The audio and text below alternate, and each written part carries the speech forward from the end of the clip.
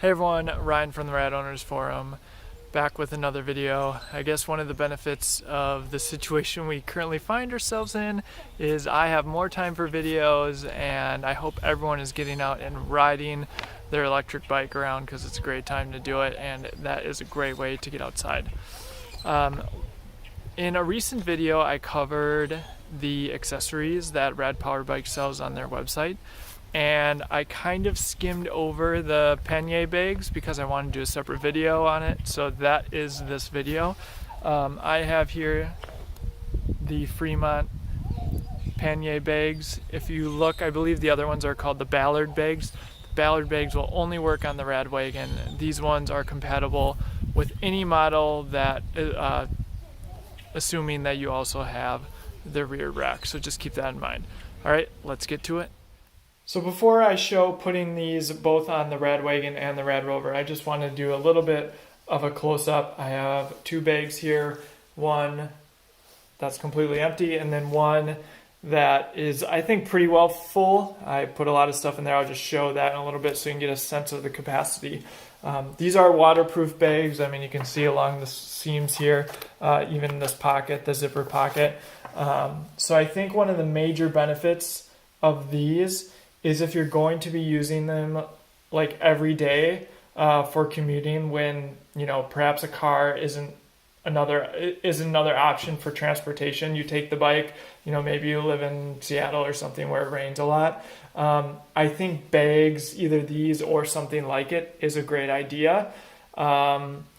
For someone like us, we typically can choose when we want to go on a ride, when we are going to go grocery shopping, and our preference is to take the bike. So we will more often than not wait for the weather to cooperate, and we have bags that we put on the side of our Rad Wagon that we've just had over the years. They're not specific for a bike or anything like that, but they've worked well in the years past. So like these are great. I think if you're going to keep them mounted on the bike for a long period of time, like they seem easy to attach. I'll show that in a little bit. So I think if you plan to use these very frequently like that, I think you can justify the cost. They are quite expensive. So $89 each is what Rad sells these for. You can see they have the nice branding there. And then on the sides here is some reflective patches. And so that's nice. And so the way these kind of work is you kind of roll it up,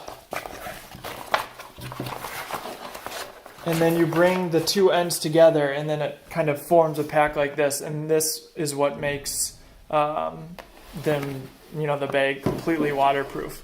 Obviously, that's just folded over many times. If you have like a cell phone bag, that's waterproof. Some of them are designed very similar. And then it has a strap over it, which is nice to kind of keep everything cinched down. And then I talked a little bit about those pockets. So let's just pop this open, and I will show what I was able to fit in here.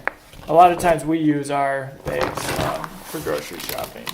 So we have not one, but two bags, some small avocados. We've got a bag of mandarin oranges, and I believe a 5-pound bag of potatoes. And we got some apples as well. I think that's a 3-pound bag. And then, of course, it wouldn't be complete if you couldn't bring some adult beverages along. So that's kind of, to give you a sense, that was pretty full, and that's kind of what I think you could fit. So if you put two of those on, you can get a decent amount of groceries, I'd say. All right, so now let's switch over to me actually putting these on both the Rad Wagon and Rad Rover. Okay, so just to give you a little bit more sense of how these go on, the clips back here go side to side, and there's a screw in there. You can see I mentioned extra clips. They're actually different size clips. So these were the ones that were on there when I took it out of the packaging. These are slightly bigger, probably a little hard to see on the camera, but they are bigger. And these are the clips that fit the Rad Wagon. And these ones seem to fit the rear rack of the Rad Rover. And so the idea is when you attach these, you line them up so that there's space. You fit it on the rack so that these are, in a correct position that works. And then this, you kind of screw in to give it extra support. So it kind of hangs on these, and then this kind of locks it into place. And so you just take a screwdriver and put it on there. So I have to say that it's easier to get it on the Rad Rover or any of the others that don't have that skirt on the side with the plastic, because I was just able to hang it here.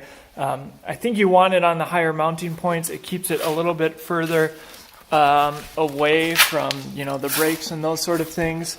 And you can kind of see, like, I'm pulling it and it's it's locked in place. Obviously I don't have anything in this one, and I'm not sure if you can kind of see right there on the left hand side. You can see that's kind of where I locked it into place, and I will show just quickly. So from the other side of the bike, you can see it there. I was able to attach and just take the screwdriver and tighten it there. So before we get to the wagon install, there's one point that I wanted to make. That cinch strap, you can see in this image, I took this from Rad Power Bikes website, actually goes around the rack. So that really secures it and makes sure the bag doesn't go anywhere. I forgot to mention that. So I feel a lot better about the security with the addition of that strap and the clips. So I was able to get it on the Rad Wagon. Don't let the absence of the rear deck here confuse you. There is enough clearance to get these clips on here. Like I said, these are the thicker ones. The challenge is that bottom kind of clip. Now, like I said, this kind of skirt guard prevents you from screwing that in tightly. I played with a few different options of, because you can slide these obviously wherever you want them. You can move it closer up here.